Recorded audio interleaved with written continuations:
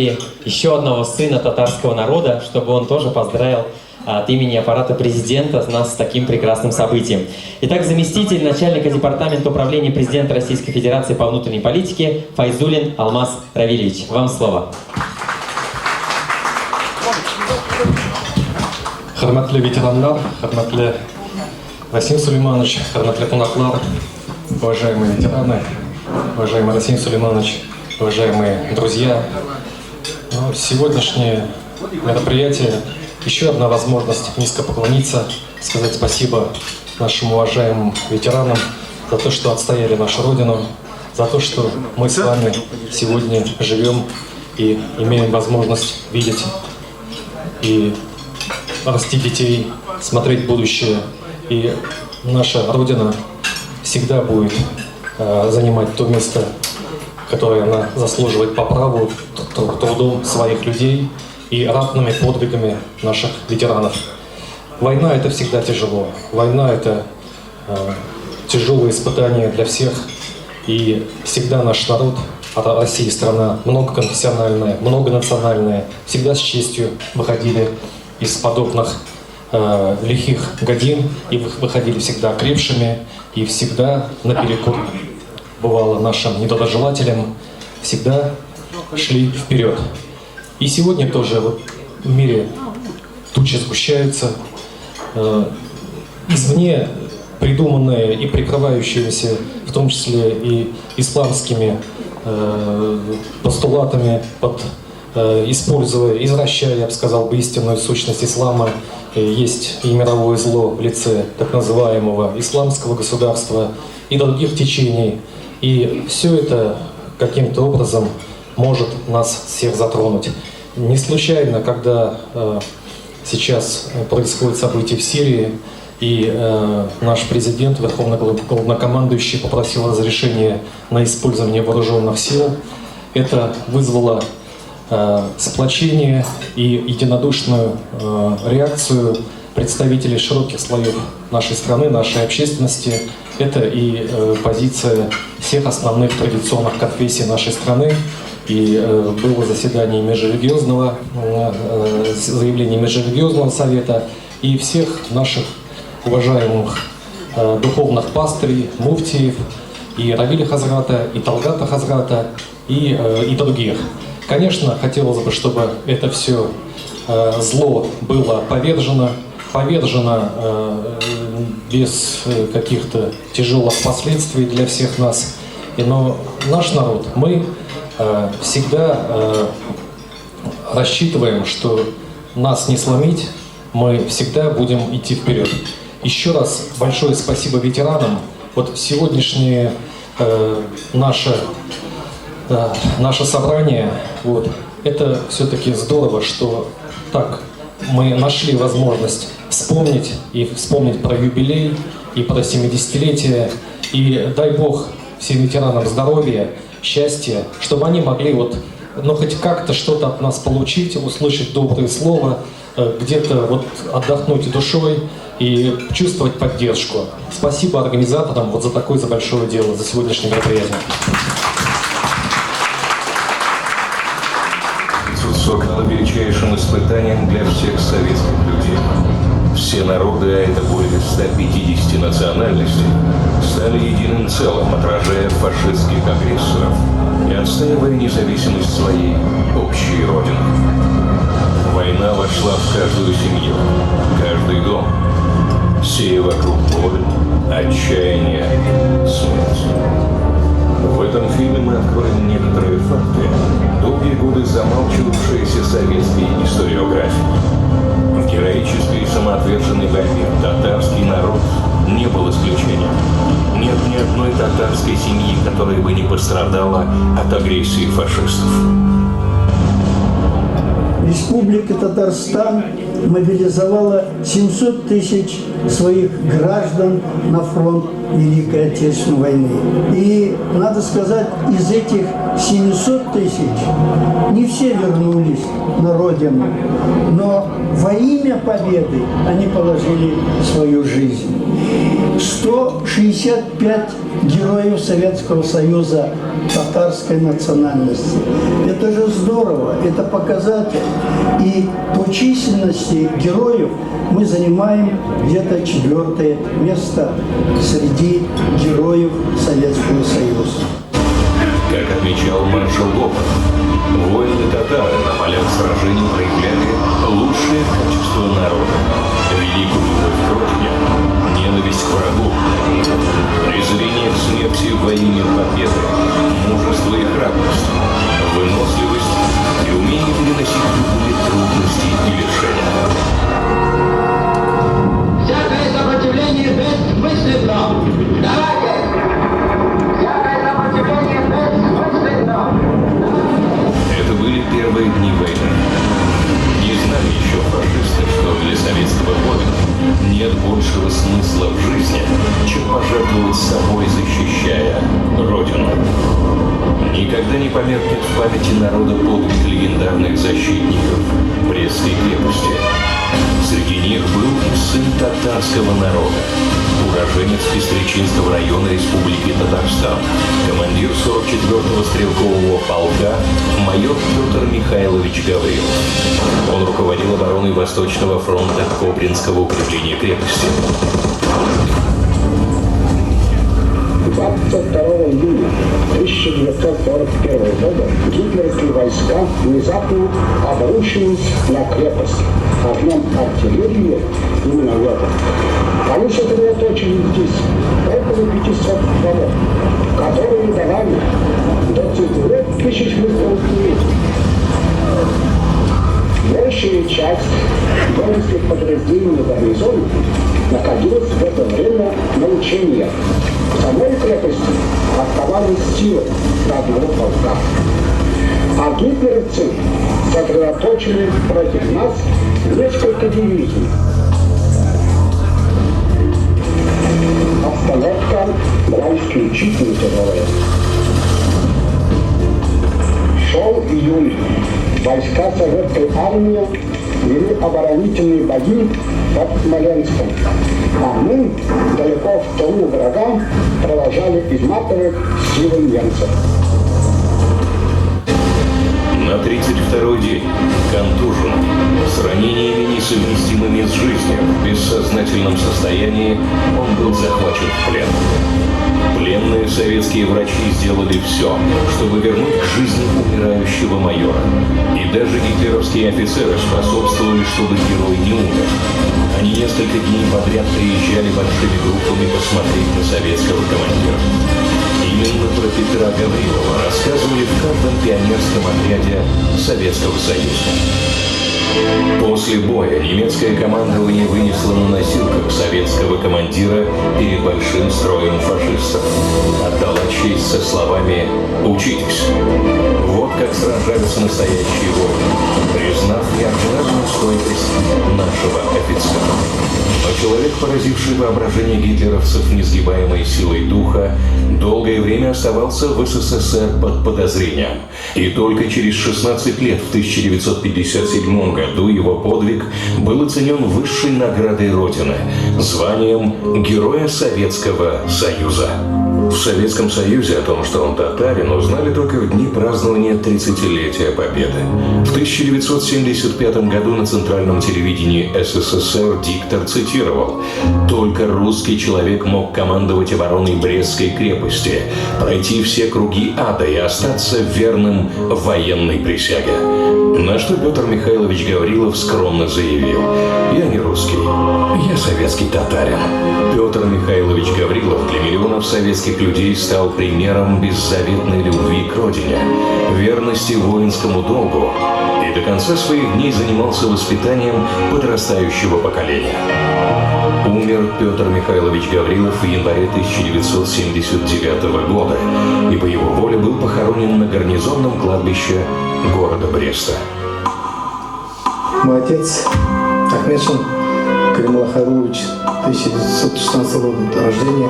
Воевал, прошел 5 стран, получил 2 ранения. Вот накануне 70-летия Великой Победы я, моя семья, мои братья, сестры хотели что-то сделать, память об отце, восстановить, где он был, что сделал, как воевал. Благодаря архивным материалам Министерства обороны Российской Федерации, другим архивным материалам, мы сделали дорожную карту отца.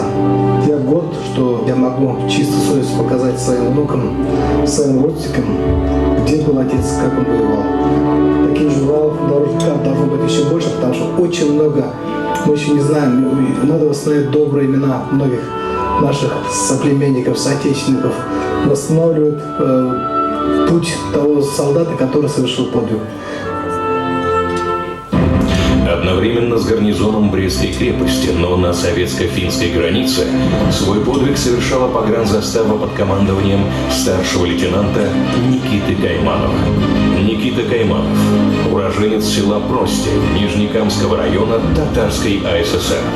22 июня 1941 года в связи с угрозой вступления в войну Финляндии и необходимости защитить важный узел дорог, старший лейтенант Кайманов был назначен командиром 6-й погранзаставы, расположенной на советско-финской границе.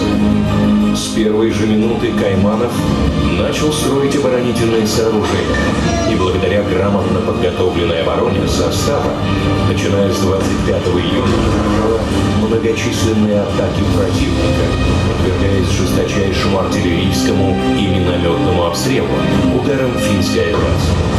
Погибли 14 бойцов, более 40 получили ранения.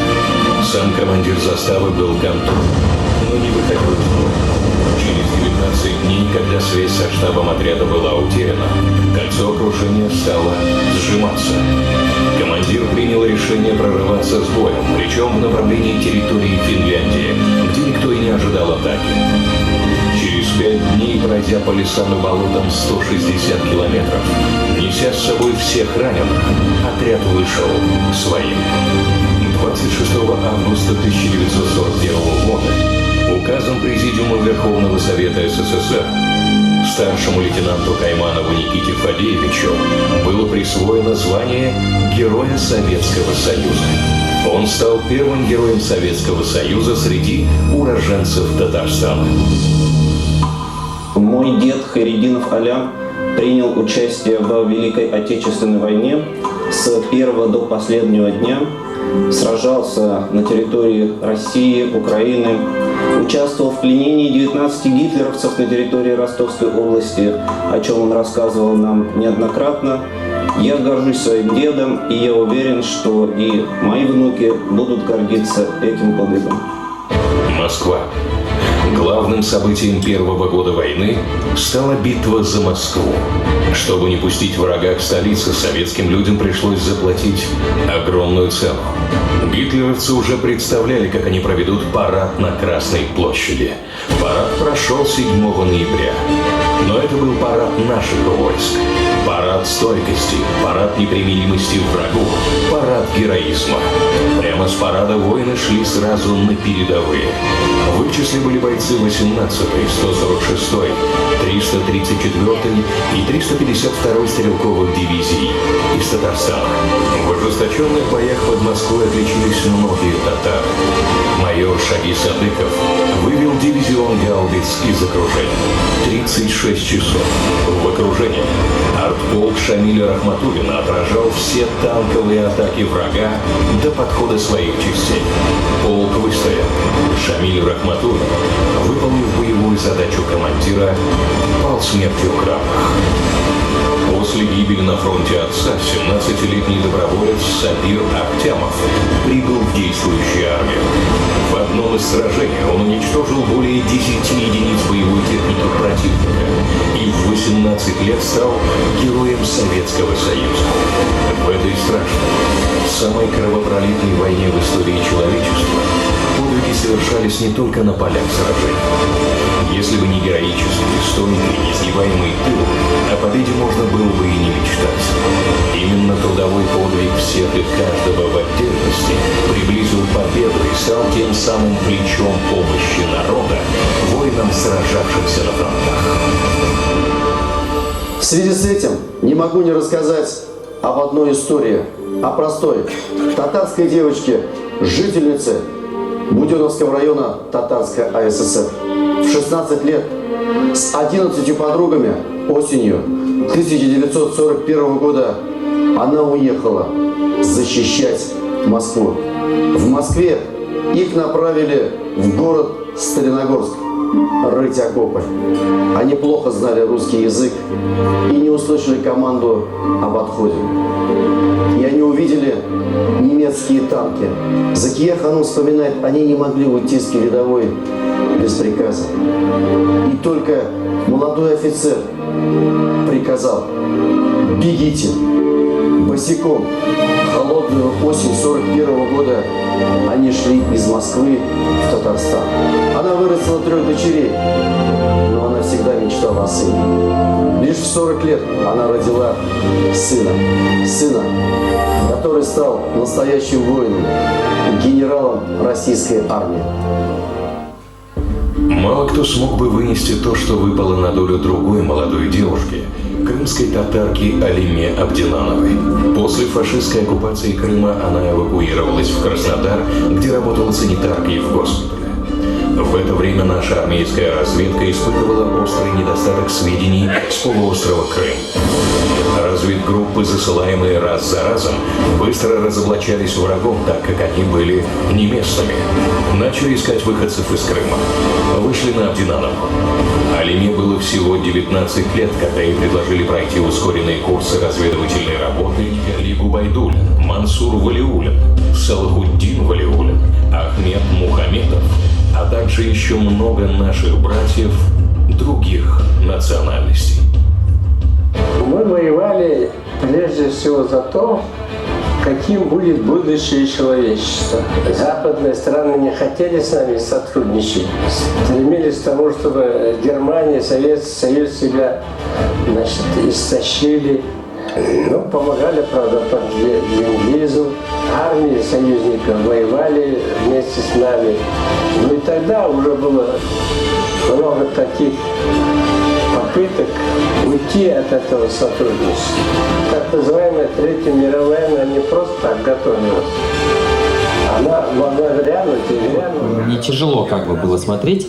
Вторую часть никто еще не видел, даже не пытайтесь поднимать руки, потому что она была готова буквально вот вчера, что называется, ее закончили, сегодня доделали штрихи, поэтому вторую часть мы посмотрим буквально через несколько минут, поэтому готовьтесь. А сейчас, дорогие друзья, я хотел бы еще дать слово. У нас сегодня в гостях представители пограничной службы, Федеральной службы безопасности. Не всех, к сожалению, знаю. Кто-то один. Пожалуйста, даю вам слово, а вы уже, Ренат Шавкат сказал, вы сами все расскажете. Дорогие ветераны, дорогие гости, очень приятно, что мы не первый раз собираемся вот именно по призыву татарской общины. Вот дело в том, что среди воинов-пограничников очень много, я бы сказал, даже может быть больше, чем в других городах Волжья, вот именно очень много пограничников. Мы часто бываем в Татарстане и в городе Нахчеваны, и в Казани, где очень эффективно действуют ветеранские организации, которые главным своим делом считают не только поддержку ветеранов, но и патриотическое воспитание молодежи. Там проходят слеты юных друзей-пограничников. Там очень хорошо налажена военно-патриотическая работа. Я бы сказал, даже лучше, товарищ генерал-полковник, лучше, чем где бы то ни было налажена военно-патриотическая работа именно в Татарстане. И мы этим гордимся. Это всем известно. Вот. Спасибо. И поэтому от имени ветеранов-пограничников и действующих пограничников хотим вас заверить, что наша совместная дружба будет именно способствовать тому, чтобы Родина и границы Родины были надежно защищены. Вот. Но если позволите, мы бы хотели сделать небольшой тоже музыкальный подарок. Песня, вот я не знаю, получится, не получится. Это видеофильм и песня написана буквально к 70-летию Великой Отечественной войны, называется «Спасибо деду за победу». И если получится, давайте посмотрим. Вот, пока мы готовим ролик, также вот у нас сегодня здесь руководитель татар Подмосковья, скажем так, Московской области, это уважаемый Фарид Шамильевич Мухтасаров, поэтому пока вот готовим именно ролик, давайте тоже пару слов от Фарида Шамиловича тоже услышим. Очень благодарю организаторов за это. И по ходу, вот я думаю, Расим Сулейманович вспомнил про Мусы Джалиля, и я волей-неволей подумал о том, что у меня вот этот год, он идет как год встреч именно с историей Мусы Джалиля. Получилось так, что мы в конце апреля проводили в Подмосковье при поддержке нашей областной автономии Джалильские чтения. Это по инициативе одного нашего активиста Стаса Бакаева. Потом в июне месяце я был в Берлине на европейском Савантуе. После этого мы посетили место, где катили Мусу Джалиля и его товарищи. Мы были, да, тюрьма Плецезин, по-моему, да? Вот так вот. Вот. И затем уже получилось, через Татарстан я поехал в Оренбургскую область, судьба повела так, что был на родине Мусы Джалиля, село Мустафино. Заезжал, смотрели этот музей, который создали совместно при поддержке президента Татарстана Рустама Нургалиевича Минниханова, а также губернатора Оренбургской области. Нам показали прекрасный этот музей. И, наконец, уже даже в родном своем поселке, поскольку я знал Рафаэля Мустафина, который является известным джалиляведом, всей его семьи, я встречался с этой семьей. И вот сегодня я уже сижу за одним столом вот, с Ахтамдяном, который является известным нашим уважаемым джалиляведом, вот, Абдрахмановичем. И вот он такой вот круг контакта именно с этим выдающимся человеком, которому в следующем году, конечно же, исполнится 110 лет, юбилей, который мы будем все вместе отмечать. И второе, что хотел бы я сказать, в этом году я на одном юбилейном мероприятии у моего друга корейца присутствовал. И вот артисты корейцы пели песню, мне кажется, порою, что солдаты, журавли. И вот представляете, поют корейцы песню на слова дагестанца Расула Гамзатова, одного из моих любимых поэтов. И мы весь зал подпеваем это все на русском языке. И я думаю, что и война, Великой Отечественной войны, это война дружбы народов, это война солидарности. И если мы сегодня сохраним нашу сплоченность, то никакая угроза, никакой враг нас не возьмет. И я думаю, что сегодняшний фильм, он тоже способствует этому. Я вот этот фильм, кстати, Фарид мне подарил диск, и первую часть уже смотрел, и был очень доволен и очень рад, что такой содержательный фильм построен. Он показывает действительно нашу гордость, наших героев и, наконец, нашу стойкость. Большое спасибо за тот большой труд, который создали вот организаторы фильма, создатели фильма. И, конечно же, за сегодняшнюю прекрасную встречу. С праздником, дорогие ветераны! Желаю всем вам еще долгих лет жизни. На самом деле, то, что вы рядом с нами, это вдохновляет нас. И я думаю, что мы еще постараемся ваш дух передать следующим поколениям, чтобы память о ветеранах, об этой великой войне, об этой победе, она не угасла и поддерживала наши будущие поколения. Байрам билан.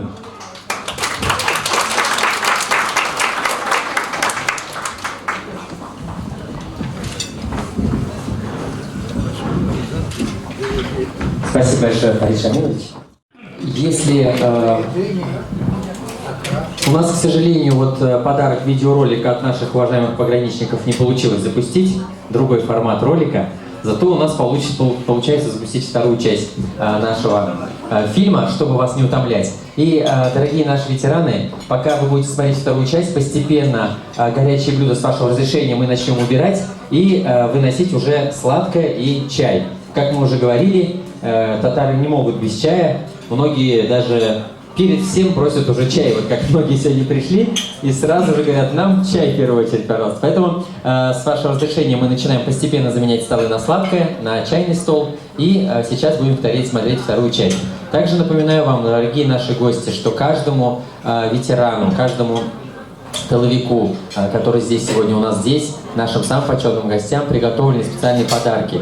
В подарках сладкая есть часть и есть мясо курбан, которое был буквально на днях, был у нас Курбан-Байрам, и, соответственно, мы решили, что одним из лучших, наверное, наших решений будет еще подарить курбанское мясо и нашим уважаемым ветеранам, в частности. Поэтому у вас там будет и сладкий подарок к чаю, и мясо к тому, чтобы приготовить такие же вкусные блюда, как вы сегодня отведали здесь. Я надеюсь, вам понравилось.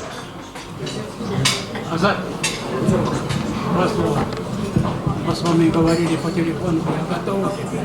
У вас тут корреспондент есть? Встретиться. Откуда корреспондент? ТНВ. Татарская новость. Татарский канал. А, хорошо. А газет не купил?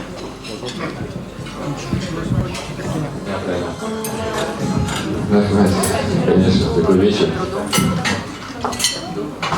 Я с большой радостью. Сейчас мы сделали чистой импровизацией, поэтому что ничто с ним не репетировал. Но мы сейчас даже сказали, кто-то подпоет. А кто будет подпевать? Или не будет подпевать? Ну как? А? Подыгрывайте. Все, хорошо. Ну и, конечно, самые лучшие песни были написаны именно в годы Великой Отечественной войны. Самые красивые, самые популярные. Поэтому для вас, дорогие друзья, с изначальным ветераном темная ночь. Берега жила была. Сюзляны плясни.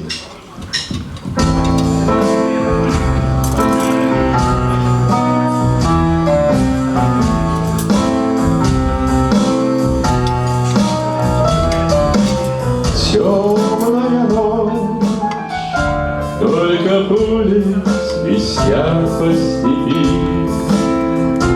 только ветер гудит провода, тускло звезды мерцают. Темную ночь ты, любимая, знаю, не спишь, и у детской кроватки далеко ты слезу утираешь. Дорогая, как я люблю глубину твоих ласковых глаз, как я хочу к ним прижаться сейчас губами. Темная ночь разделяет, любимая, нас, и тревожная черная степь пролегла между нами. Верю в тебя, дорогую подругу мою, эта вера от пули меня темной ночью хранила. Радостно мне, я спокоен в смертельную твою, знаю, встретишь с любовью меня, чтоб со мной не случилось. Смерть не страшна, с ней не раз мы встречались теперь. Вот и теперь надо мною она кружится. Ты меня ждешь, и у детской кроватки не спишь, и поэтому знаю, со мной ничего не случится.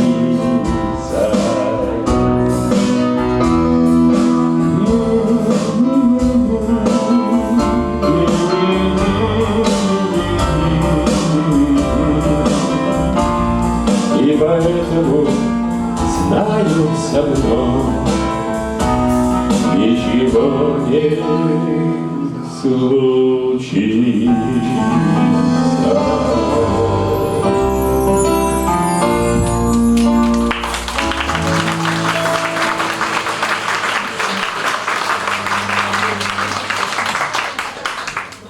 Сейчас я хотел для вас, дорогие ветераны, сейчас спеть одну песню, которую я написал сам, но давно, уже 30 лет назад. Я ее написал к 40-летию Дня Победы. Я ее пел в то время в своих концертах. У меня были гастроли по Владаре, Казахстан, я тоже там ее пел. И после концерта ко мне подошли зрители, сказали, у нас вот самодеятельность своя есть, и нам бы хотелось эту песню, чтобы мы пели у себя в коллективе. Попросили меня клавировать песни, я им потом через неделю выслал из Казани это клавировал. Его прошло 30 лет, и я, в общем-то, честно говоря, просто забыл об этой песне. Ну, много репертуара, один поешь, другие уходят как бы в историю. И неожиданно получил письмо, аудио письмо, они вот буквально где-то месяц назад пришло письмо, они говорят, что мы до сих пор поем вашу песню, это наши любимые песни. И я думаю, тогда надо будет эту песню опять восстановить. И вот для вас сейчас фактически будет примеры песни, которая называется «Домой».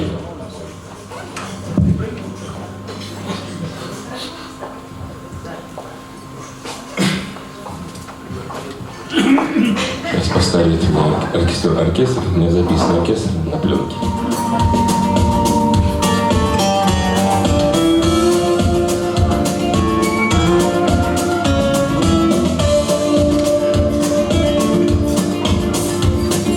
Дым паровоза, наша теплушка, старый солдатский вагон. Вдоль подкоса лица старушек, лица сестренок и жен. Как были мы дома, как мы устали от погон. Домой стучат колеса и стучат сердца. Домой с войной мы рассчитались до конца. А тех ребят, которых бой не отпустил,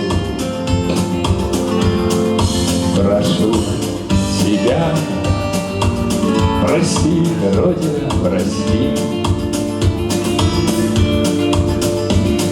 Сядем, приятель, с края теплушки, ехать еще далеко. Скрутим одну на двоих самокрутку и подымим с ветерком. И пусть искрит на всю Европу цыганка красным огоньком. Домой стучат колеса и стучат сердца. Домой с войной мы рассчитали до конца. А тех ребят, которых бой я отпустил, прошу тебя, прости, Родина, прости. Где-то родная смотрит в окошко в синюю даль без огней. Дай мне, дружище, губную гармошку, старый солдатский трофей. Я так сыграю для любимой, что будет слышно только ей.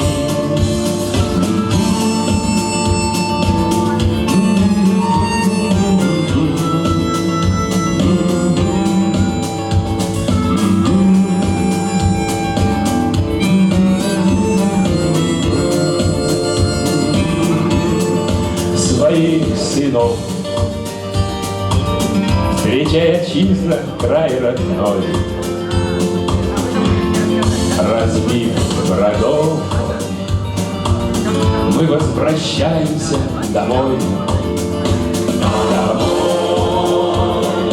Стучат колеса и стучат сердца.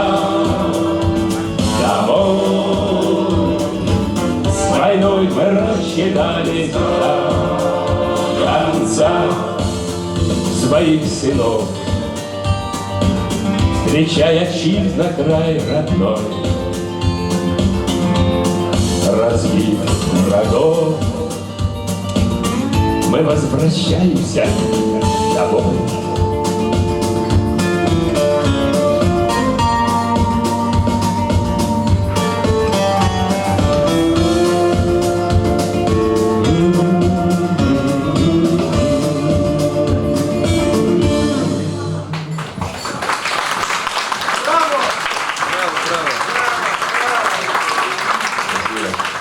Я вам всем желаю доброго настроения. Настроение у нас уже сейчас хорошее, прекрасный стол, продолжение нашей прекрасной речи. Рахмет, спасибо. Ренат Ибрагимов. Дорогие друзья, 9 мая, в день юбилея великого Рената Ибрагимова, хотели видеть аж на 11 площадках. А сегодня, в этот вечер, он весь наш. Представляете, какие мы счастливые, что Ренат Ибрагимов весь сегодня с нами и никуда даже не торопится. Спасибо большое еще раз, Ренат Исламович.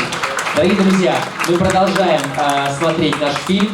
Сейчас перед вами вторая часть фильма «Память сильнее времени». Вот это действительно уже премьера сегодня. Вы, уважаемые гости, прежде всего наши, будете свидетелями премьеры второй части фильма «Память сильнее времени». И только завтра уже в Казани все остальные посмотрят эту вторую часть. Поэтому, уважаемые наши ветераны, вам постепенно будут сейчас приносить и чай, и сладости, приятного чаепития и приятного просмотра. Внимание на экран.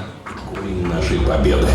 Женщины Советского Союза всегда считали, что не важно, кто против, важно, кто рядом. Ни в одной стране мира в период Второй мировой войны не было таких ангелов-женщин, как у нас. Они и воевали, и строили, работали на заводах, рожали и воспитывали детей, и оставались самыми красивыми, добрыми, родными и несгибаемыми, делавшими больше, чем нужно. Моя родная тетя Валиева Мадина Габдрахмановна принимала участие в моем воспитании. Она воевала с фашистами 4 года. Дошла до Берлина и на Рейхстаге написала: «Валиева Мадина, село Балтасей. Я, моя семья, мои дети, внуки и правнуки будем помнить Мадину Ханан всегда». Жизнь советской женщины в годы Великой Отечественной войны поистине стала борьбой за выживание. По официальным данным, в годы войны в ряды вооруженных сил было призвано более 1 миллиона советских женщин. Ни в одной стране мира подобного не было. Только в Германии в конце войны стали призывать женщин, детей и стариков. Мы помним и никогда не забудем тех женщин-санитарок, вытаскивавших раненых с поля боя. Женщин-радисток, летчиц, зенитчиц, снайперов, разведчиц, которые наряду с мужчинами противостояли врагу на передовой.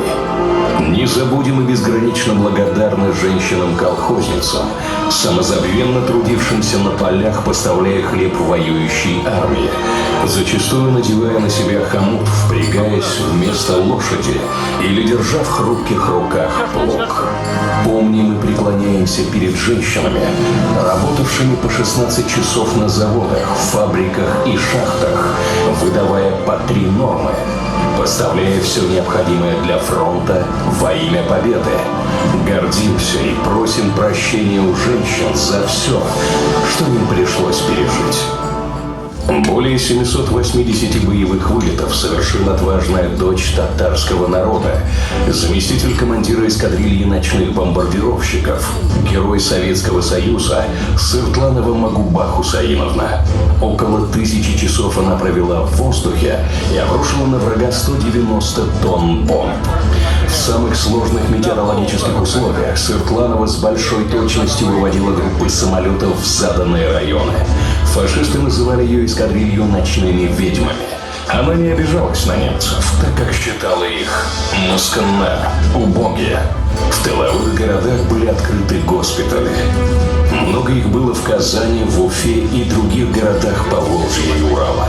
Везде были женщины, сестры милосердия, хирурги, начальники военных госпиталей и санитарных поездов. По статистике Великой Отечественной войны солдат-новобранец воевал в среднем 2 недели. Потом ранение, госпиталь и, как правило, возвращение на фронт. У немцев вернулась в строй половина раненых, у нас 3/4. За годы войны врачи вернули на фронт около 18 миллионов солдат и офицеров. Отсюда следует, что войну выиграли раненые, а значит медики, большинство из которых женщины. Тем самым заслужив себе право расписаться на стенах поверженного Рейхстага, как это сделала военврач Насырова. Казанская татарка приехала сюда с боями с Волги, написала она. Наверное, поэтому Родина ассоциируется с понятием «мать». На Курской дуге в 1942 году моя семья увидела на улице почтальона, который шел к нашему двору, склонив голову. Мы получили похоронку на моего деда Хузина Гаяра Кузеевича. Через 4 месяца после получения похоронки в наш двор постучал почтальон. На этот раз он принес радостную весть. Мой дед Хузин Гаяр Кузеевич остался живым после тяжелого ранения, но продолжил свою военную службу, но не на передовой, а во втором эшелоне. Он попал в отряды СМЕРШ. И в августе 1944 года в неравном бою пал смертью храбрых. Мой второй дед по отцу Гатиатуллин Идиатулла Гатиатуллович был на фронте с первого его дня и встретил ее окончание в 1945 году здесь, в Берлине. Он служил разведчиком, имеет 5 боевых наград, но более всего ценил и рассказывал про медаль за взятие Кёнигсберга. Я буду вечно помнить своего прапрадеда Замаледина, который воевал в Великой Отечественной войне и победил фашизм. Спасибо вам, ветераны, я буду всегда помнить этот подвиг. Благодаря нашим медикам дважды после ранений возвращался на передовую Анвер Хайдарович Чанышев и прошел славный боевой путь от Харькова до границы с Венгрией. Когда началась война, ему еще не было и 17 лет. Он только что закончил 9 класс московской школы. На следующий день Анвер вместе со своими одноклассниками пришел в военкомат и попросился добровольцем на фронт, но им отказали, посоветовав окончить 10 классов. Все же они не остались в стороне и помогали взрослым тушить зажигательные бомбы, сбрасываемые врагом на Москву. Осенью 1941 года я с младшим братом и с матерью эвакуировались в город Уфу, где я закончил 10 классов и поступил в Уфимское пехотное училище, которое закончил в апреле 1943 года и был направлен командиром взвода в Юго-Западный фронт 810-й стрелковый полк. С боями мы прошли до Днепра и получили приказ форсировать Днепр.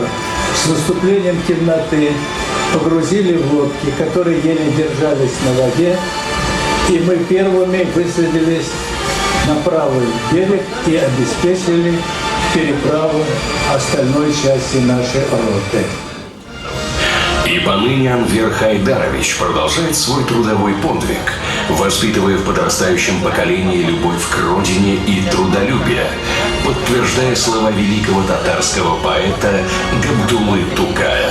Эшләгәндә аттан артык эшлибез, ә сугышта арысланнан көчлебез. Что в переводе означает «трудимся больше лошади, сражаемся сильнее львов». Именно это, наверное, почувствовал немецкий ефрейтор, писавший своему брату с передовой в тыл. Здесь против нас много татар. Это сумасшедшие люди, и я не хотел бы встретиться с татарином даже во сне.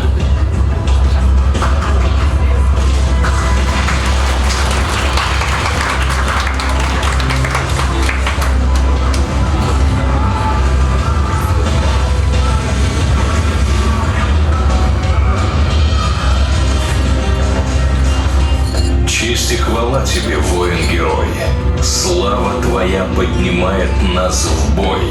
Впишут в историю с красной строки имя твое.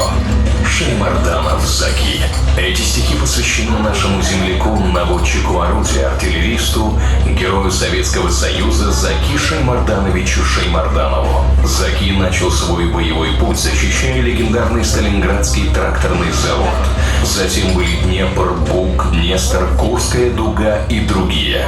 Как характеризовал его командир? Заки Шеймарданов как-то сразу вписался в наш артиллерийский коллектив, держал себя спокойно, уверенно, не суетился, сам попросился быть наводчиком. За время боев артиллерист Заки Шеймарданов лично уничтожил более 60 единиц боевой техники противника. В июле 1943 года возле украинского села Красная Дубрава отразил атаку 12 фашистских танков. 7 раз его отбрасывало взрывной волной, но он продолжал поединок. Потеряв 3 «Тигра» и 2 средних танка, гитлеровцы отошли. 13 сентября 1944 года Заки Шеймарданову присвоено звание Героя Советского Союза. Мой прадед Исмаил Фатех Юсупович воевал на фронте, погиб под Сталинградом. А второй прадед, Кокурчин Ахмеджан Юсупович, дошел до Берлина. И я помню и горжусь подвигом моих прадедов. Именно Татарин прославился как самый талантливый штабной офицер, участвовавший в разработке практически всех значимых операций советских войск с 1942 года. Алексей Иннокентьевич Антонов. Генерал армии, член Ставки Верховного Главнокомандования, начальник Генерального штаба в 1945-1946 годах. Активный участник Ялтинской и Потсдамской конференции союзников. Первый начальник штаба Объединенных Вооруженных Сил стран Организации Варшавского договора. Трижды кавалер ордена Ленина, 4-жды ордена Красного Знамени. Единственный генерал среди 14 маршалов и генералиссимуса Советского Союза, награжденный высшим военным орденом СССР, орденом Победа.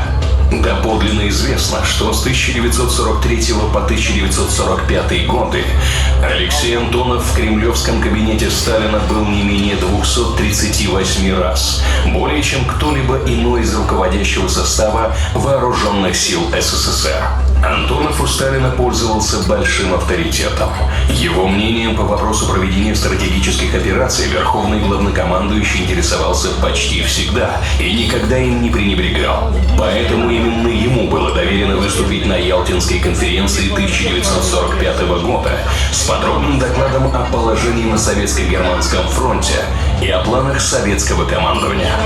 Профессионализм и глубокий анализ доклада поразил окружение Рузвельта, а Уинстон Черчилль, как военный специалист, бывший генерал, был просто шокирован. На конференции был решен вопрос о сроках начала Советско-японской войны.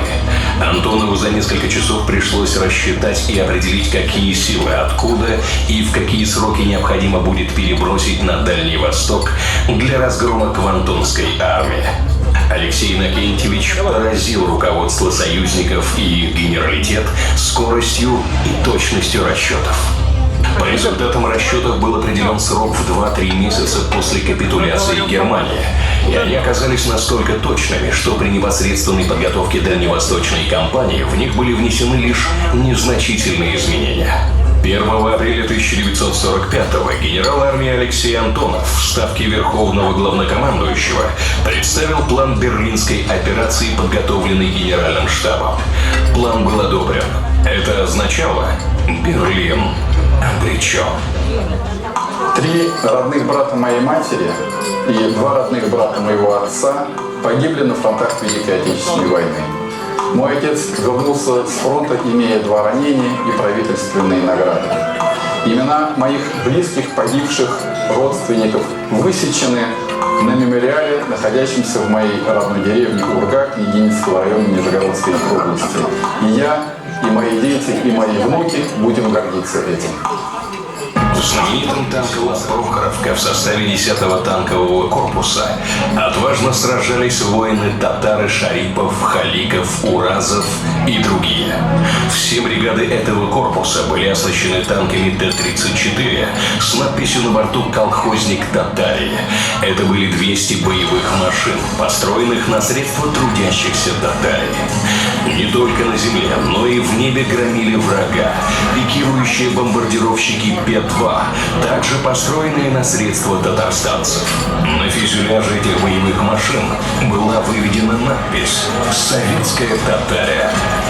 Единственным в Татарстане, кто был достоин звания Героя Советского Союза дважды, был летчик авиационного штурмового полка, воспитанник Казанского аэроклуба ОСА «Авиахима» Николай Георгиевич Столяров. Его послужной список за 2,5 года участия в боях выглядит внушительно. Совершено 185 боевых вылетов, уничтожено 52 танка, 24 артиллерийские батареи, более 200 автомашин, до 1000 фашистских солдат и офицеров, склады, аэродромы, сбитые в воздушных боях фашистские самолеты. Еще при жизни в честь героя была названа улица, на которой мы находимся, и установлен бронзовый бюст известным скульптором Верой Мухиной. В 1975 году скромно, стоя возле своего бюста, Николай Георгиевич наставлял молодое поколение. Сегодня каждый из вас становится защитником нашей Родины. Сегодня на груди каждого из вас будет частичка красного знамени, водруженного в Берлине над Рейхстагом в честь победы нашей Родины над фашизмом. После этих слов Николай Георгиевич повязал красный галстук на моей груди. Именно в этот день я почувствовал себя защитником моей Родины. Беспримерный подвиг совершил и другой выпускник Казанского аэроклуба ОСА «Авиахима», Герой Советского Союза, летчик-истребитель Михаил Петрович Девятаев. Первый сбитый «Юнкерс» на счету у Девятаева появился уже через 2 дня после начала войны. Он участвовал во многих воздушных боях и сбил более 10 немецких самолетов. После ранения был переведен в санитарную авиацию, а в 1944 году вернулся в истребительный полк. В июне 1944 года был сбит и тяжело раненым попал в плен. За попытку бежать из концлагеря Михаил Петрович был приговорен к смерти.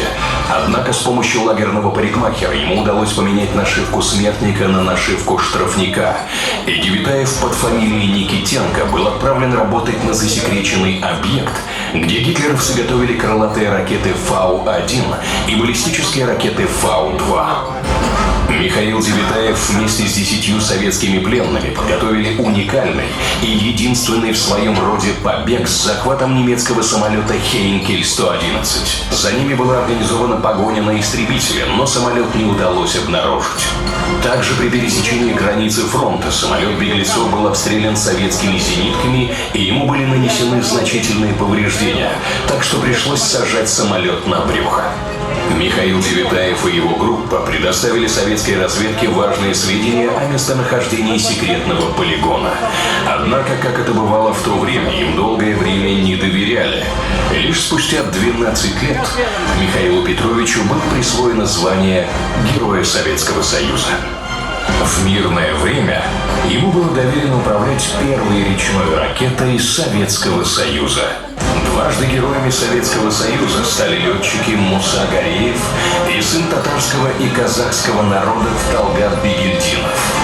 Дважды герой Советского Союза крымский татарин Ахмедхан Султан, ставший героем уже в 25 лет, считался одним из лучших ассов СССР. Во все времена потомки будут помнить их подвиги. 7 героев Советского Союза, призванных из одного населенного пункта, факт для истории редкий. Но то, что 6 из них учились в одной школе, факт единственный в мировой истории. С нашего небольшого поселка Бондюга на фронт были призваны 8128 человек. Из них не вернулось к родным очагам 5123. До Великой Отечественной войны город Менделеевск Татарской АССР назывался Бондюгой. Школа, давшая его истории 6 славных имен, была открыта в 1936 году и действует до сих пор. Улица, на которой она располагается, носит имя ее бывшего ученика, героя Советского Союза Михаила Сергеевича Фомина. На аллее славы города также ученики школы, герои Советского Союза Белоусов Василий Игнатьевич, Бурмистров Вилен Иванович, Пескунов Василий Григорьевич, Сафронов Петр Сергеевич, Суднишков Михаил Владимирович. У парней, выросших в маленьком городке Татарии, показавших удивительное бесстрашие, была общей не только школа, но и учитель-инструктор. Председатель кружка общества содействия обороне, авиационному и химическому строительству при химическом заводе Габдрахманов Куддус Габдрахманович. В кружке курсанты обучались основам военного дела, изучали оружие, сдавали нормы ГТО, учились вождению. Получали специальности телефонистов и телеграфистов, радистов и мотористов, парашютистов и пилотов, санитаров и медсестер. Куддус Габдрахманович ушел на войну одним из первых. Он был командиром роты стрелкового полка, гвардии старшим лейтенантом. В ходе боев был несколько раз ранен, но снова возвращался на фронт. Погиб смертью храбрых учитель-героев в феврале 1944 года, повторив подвиг земляка Александра Матросова-Мухамедьянова. Выписка из записи журнала боевых действий 175-го гвардейского стрелкового полка 58-й гвардейской дивизии. Он, офицер Красной Армии, бросился к амбразуре дзота противника и закрыл его своим телом. Пулемет, дав последнюю очередь, захлебнулся в крови гвардии старшего лейтенанта Габдрахманова, и немецкий кровопиец от взрыва гранат, брошенных коммунистом Габдрахмановым, не смог больше вести огонь из своего гнезда. Невероятно, но по стечению ли трагических обстоятельств или нелепейшей случайности, подвиг Куддуса Габдрахманова не был оценен. Никаких наград татарстанцу не вручили даже посмертно. Своим подвигом, жизнью, примером он подтверждает тюркское предание. Настоящий воин и патриот защищает родину не за награду, а ради памяти. Памяти предков и потомков. Именно поэтому его бюст учителя героев также украшает аллею героев, кавалеров Золотой Звезды. Память сильнее времени. 2 ордена Ленина, орден Октябрьской революции, 4 ордена Красного Знамени, орден Кутузова 1 степени, орден Суворова 2 степени, орден Отечественной войны 1 степени, орден Красной Звезды, орден Легиона Почета США, ордена Виртути Милитари и Крест Грюнвальда, Польша. Вот лишь малая часть наград прославленного боевого генерала Чанышева Якуба Джанигировича. Якуб Чанышев начал свой боевой путь еще в Первую мировую войну. Участник знаменитого Брусиловского прорыва, за отвагу был награжден Георгиевским крестом и званием унтер-офицера. Участник гражданской войны, комиссар Казанского военного округа, затем комендант Уфы. В Великую Отечественную войну командир полка, дивизии, корпуса, заместитель командующего армией. Воевал под Москвой, Харьковом, Воронежем, Сталинградом, участвовал в штурме Берлина и оставил свой автограф на одной из колонн Рейхстага. После войны генерал-лейтенант Якуб Чанышев передавал свой опыт курсантам Академии Генерального штаба Вооруженных сил СССР. будучи начальником курса и преподавателем кафедры оперативного искусства. В годы перестройки возглавил движение по возвращению татарской общине Москвы исторического здания дома Асадуллаева. С домом Асадуллаева и национальной культурной автономией татар города Москвы тесно связаны имя еще одного участника Великой Отечественной войны Шакирова Карима Абдуловича. Ему еще не исполнилось и 18 лет, когда его призвали и направили учиться в 39-й учебный снайперский полк, по окончании которого направили на фронт в Белоруссию. Награжден многими медалями и наградами. После мобилизации в 1950 году Карим Шакиров переехал в Москву и поступил в Центральную студию при Московском союзе художников на отделение живописи и стал профессиональным художником. В конце 80-х активно включился в деятельность национальных культурных обществ и стал одним из признанных лидеров татарской общины Москвы. Организатор фестиваля татарской песни Туган Якманнары. Именно здесь, в доме Асадуллаева, после окончания литературного факультета МГУ, вел литературный кружок и преподавал на курсах татарского языка гениальный татарский поэт, герой Советского Союза Муса Мустафович Джалиль. Здесь, в доме Асадуллаева, называемом тогда Домом просвещения, встречалась татарская интеллигенция Москвы. Сюда с гастролями приезжали татарские театры из Казани. Здесь приобщали молодежь к национальной культуре, организовывали творческие вечера, концерты и многое другое. И если кровь твоя за родину лилась, ты в народе не умрешь, джигит. Кровь предателя струится в грязь, кровь отважного в сердцах горит. Умирая, не умрет герой, мужество останется в веках. Имя прославляй свое борьбой, чтоб оно не молкло на устах. Эти стихи Мусы Джалиля оказались пророческими, так как его имя не смолкает на устах последующих поколений и стало символом беззаветной любви к родине, верности воинскому долгу и борьбы до последнего вздоха. После тяжелого ранения в грудь в июне 1942 года Муса Джалиль попал в плен. Узнав о том, что Джалиль известный татарский поэт, фашисты решили использовать его в целях вербовки пленных представителей народов Поволжья в подразделении вермахта «Легион» и «Дель-Урал», созданный для вооруженной борьбы с советской властью. Группа пленных во главе с Гайнаном Курмашевым и Мусой Джалилем приняли решение вести борьбу в тылу врага. Они дали согласие на сотрудничество с вермахтом и под видом организации концертных групп и концертов среди военнопленных начали вести антифашистскую агитацию, подготовку в легионе вооруженного восстания. Группа Курмашева-Джалиля организовывала побеги, распространяла листовки, вела устную агитацию так, что первый же батальон, направившись с оружием в руках, перешел на сторону белорусских партизан. Остальные батальоны также были деморализованы, уходили к партизанам, не вели боевых действий. Таким образом, фашистам пришлось отказаться от идеи использования их на передовой. В августе 1943 года подпольная группа была разоблачена.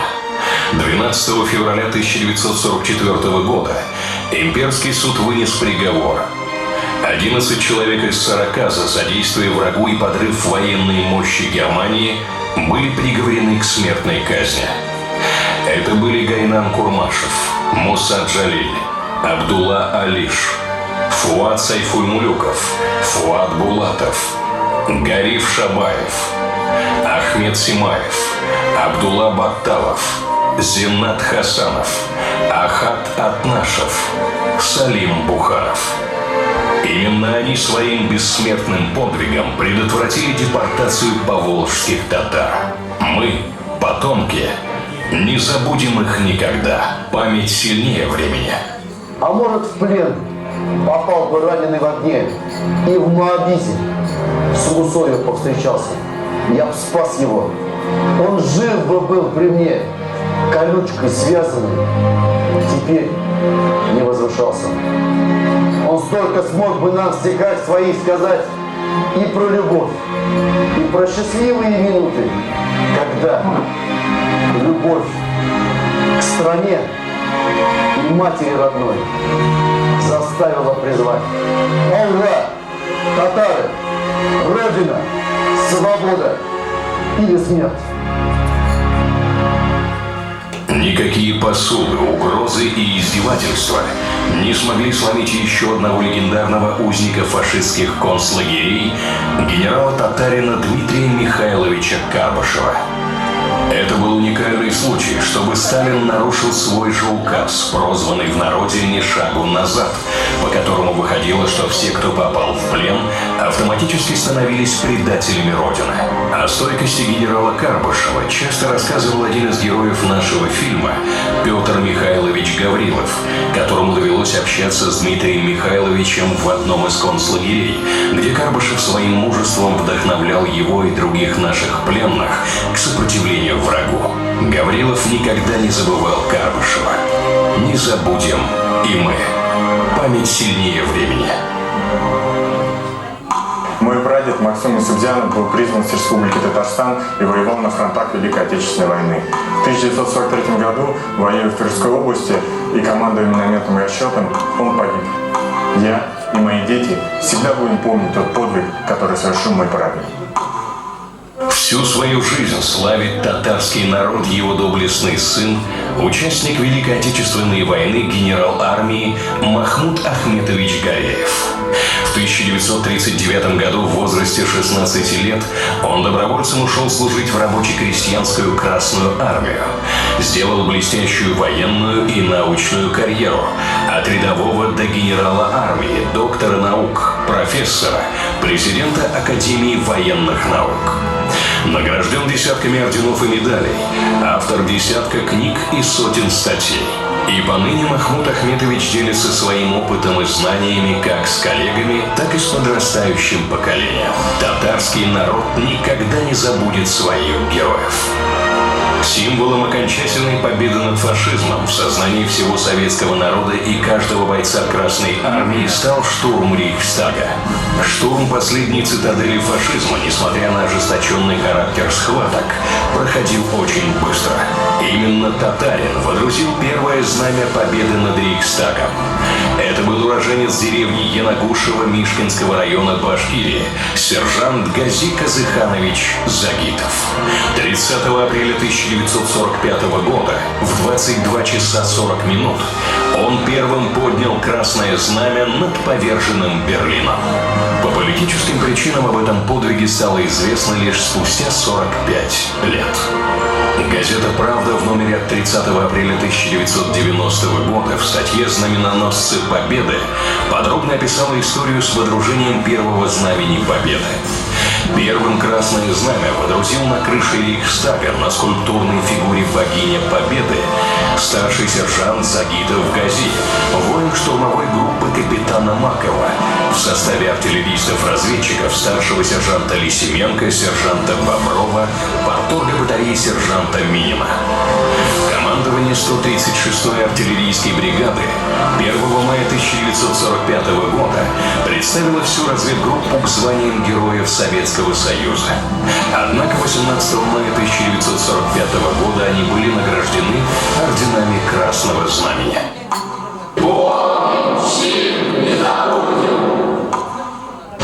В защите Рейхстага участвовали не только отборные войска немецких СС, но и элитные подразделения шведов и норвежцев.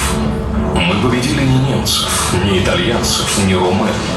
Мы разгромили фашизм. Татарский народ внес весомый вклад в эту победу. Более 700 тысяч татар воевали на фронтах. Миллионы татар трудились в тылу во имя победы. Война принесла горе и страдания в каждую татарскую семью. Но татарский народ выстоял и победил вместе со всеми другими народами нашей страны. Мы были едины, поэтому непобедимы. Помним всех поименно. Память сильнее времени.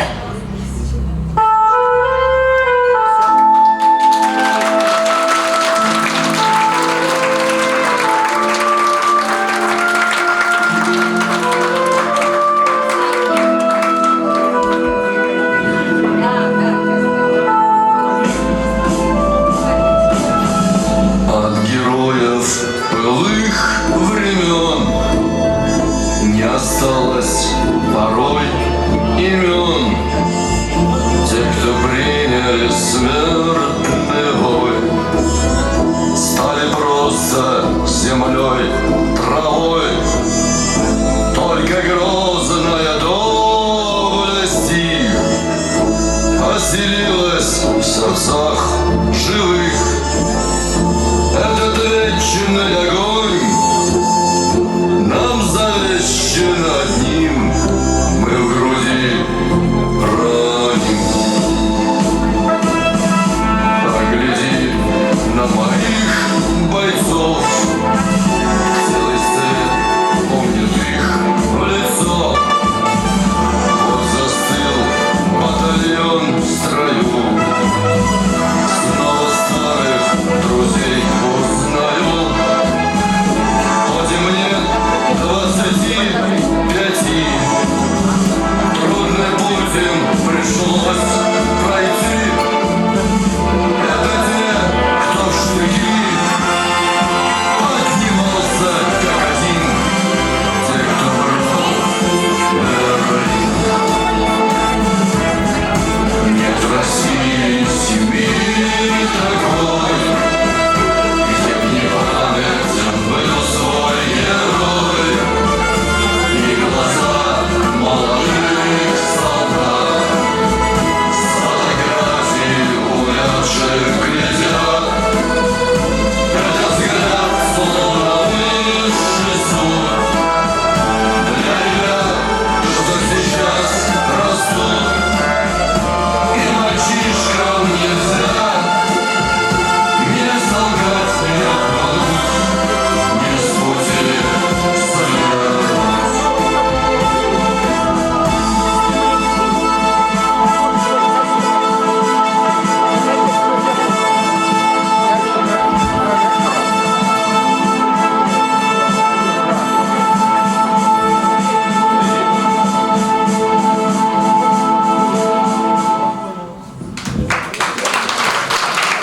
Дорогие друзья, окончена вторая часть.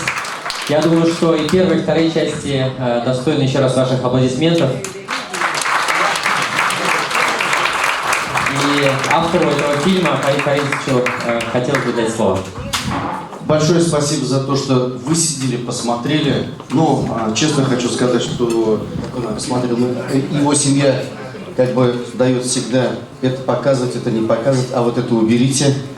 Поэтому тестирование мы уже делали. Но я хотел бы сказать, вот в фильме, в самой первой серии, помогали, потому что вот он, Арслан у нас, оператор, большое ему спасибо. Очень много работы, и нам помогала, вот в первой серии, если вы видели, девочка выступала, это была Гайнуллина Эмиля дочка. И он, в общем-то, не показался. А вторую серию как бы помогал, и заранее взял стадо весной, выкупил и говорит, я хочу, чтобы это стадо было, как бы сказать, ну вот бараны и были халяль, было ветеран. И вот парень, если вы видели, здесь был Тахир Валеев, у него тетя расписалась на... Да. И, к сожалению, он не дожил. Он вот разбился вот на этом мотоцикле буквально 30 дней назад. Но он, как бы вот мы сегодня отпраздновали, я как бы не говорил, тот курбан, который он сделал и почитал, это вот у нас сегодня было на столе, мы его вспоминаем. И большое ему спасибо, я хотел бы сказать вам спасибо, ему спасибо, потому что действительно память сильнее времени, и люди живы до тех пор, пока мы о них помним. И даже не надейтесь на то, что мы как-нибудь, хотя, по крайней мере, наше поколение о вас будет забывать. Большое спасибо за то, что вы есть еще.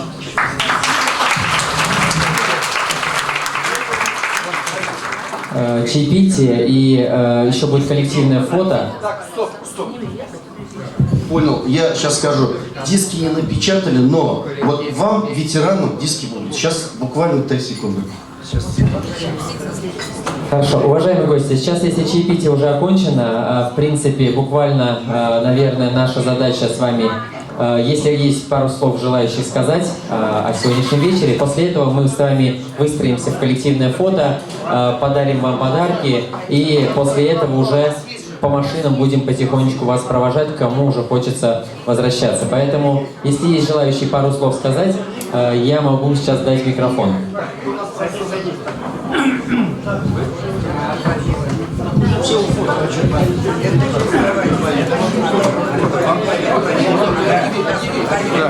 Пока только ветераны. Скажите, как вас найти? Уважаемые ветераны, если вы, в принципе, уже чай попили и готовы выстроиться для фотографирования, давайте пойдем тогда фотографироваться, хорошо? Давайте вот сюда, в левом верхнем зале. Дамам? Конечно, конечно. Сейчас мы вас дам, в первую очередь посадим.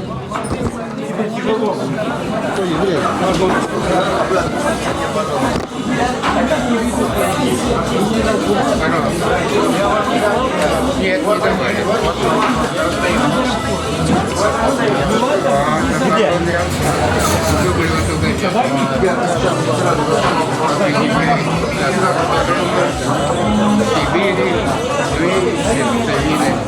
Уважаемые ветераны, давайте сделаем коллективную фотографию наверху, в верхнем зале. Просим вас всех проходить сюда, в верхний зал. Здесь мы уже выстраиваем сейчас место. Значит, первый ряд у нас присаживается, все остальные давайте мы будем, наверное, выстраивать.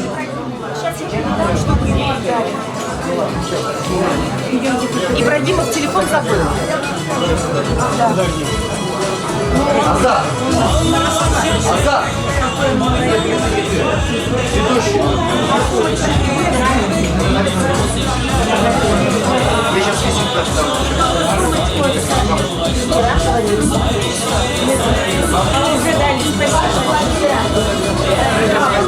Уважаемые ветераны, просьба всех сейчас пройти для коллективного фотографирования.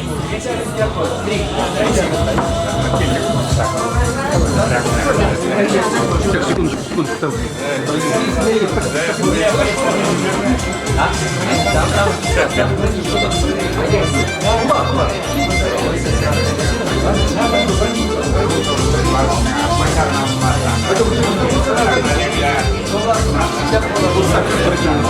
Куда? Можешь поставить?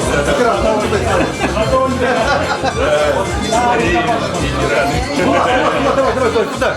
Тезерек. Развернись просто так вот, развернись. Ага, давай. Сегодня опять как в атаке. Развязали язык болтуны, что ваш подвиг лишь текст на бумаге. Что, мол, это была за война? Все потери одни, да просчеты, клеветы, небывалая волна сводит с вами позорные счеты. Так бывало в России не раз. Ложь повсюду из нор выползала. Закрывая свет солнца от глаз, только правда всегда побеждала. Разберется народ, что к чему, и какие нам праздновать даты. Не отнять, не убить никому вашу доблесть и славу, солдаты. Вы страну отстояли в огне, заслонили собою планету. Оттого этот подвиг вдвойне. До земли вам поклон всем за это. Ветераны Великой войны, вы и совесть, и память державы. Пусть прикусит язык болтуны. С Днем Победы вас, с праздником славы! Еще раз спасибо, дорогие ветераны. Вы сейчас можете пойти присесть еще попить чаю, и на выходе каждому из вас будем провожать, каждому из вас вручать подарок, поэтому, пожалуйста, без подарка не уходите. Я же вам присылал, вы не получали мое письмо? Уважаемые ветераны, у нас еще много времени. Кто не спешит и не торопится, может еще присесть, попить чаю, пообщаться. Да. Мы никуда не торопимся. Ну, Московская область, там, ну не знаю, посмотрю еще раз, пришлю, еще раз. Продублируем, да. Четвертый приходит, кто приходит у вас? Совет правозащиты. Ага. Обязательно пусть приходит.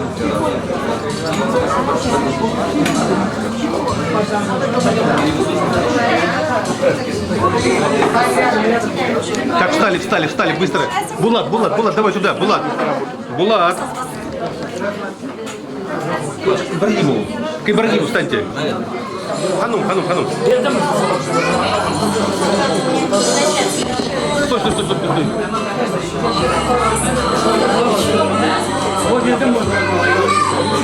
Стой. Постой рядышком. Постой рядом с ним. Да. А можно на секундочку с вами сфотографироваться? Папа. Прямо сейчас? Ну ладно, Что такое? ну ходи.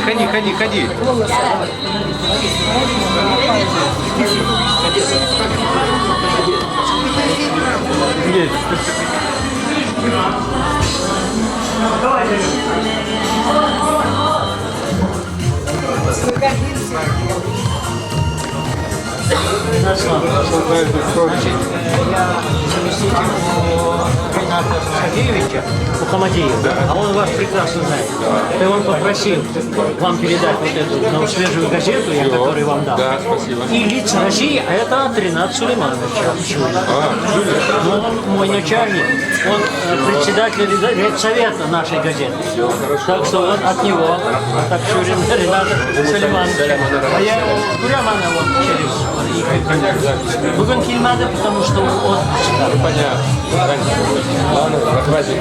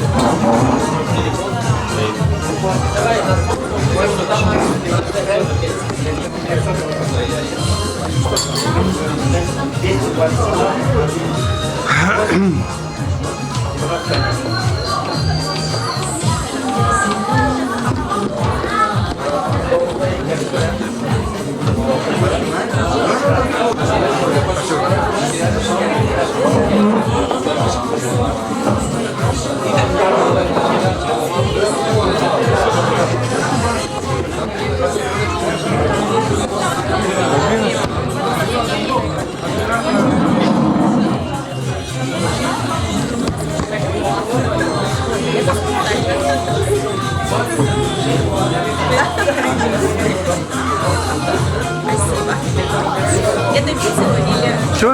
Это фотографии или видео? Это квадро. А, это квадрат. Ну что-нибудь скажите, что ли? А что сказать? Ну понравилось вам? Да, конечно. Раз сейчас говорили, что очень понравилось. 4-го приходите? А что? Татарский дом будет дом вечера саду, это самое, Лейлы. Мы не знаем об этом. Татарский дом знаете? Да, да. Приходите. Хорошо, В 16. 16 часов. Спасибо большое.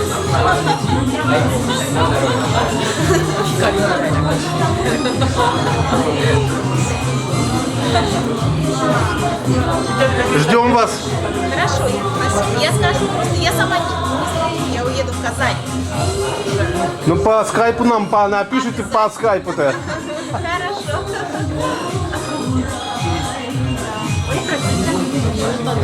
Ладно, хорошо.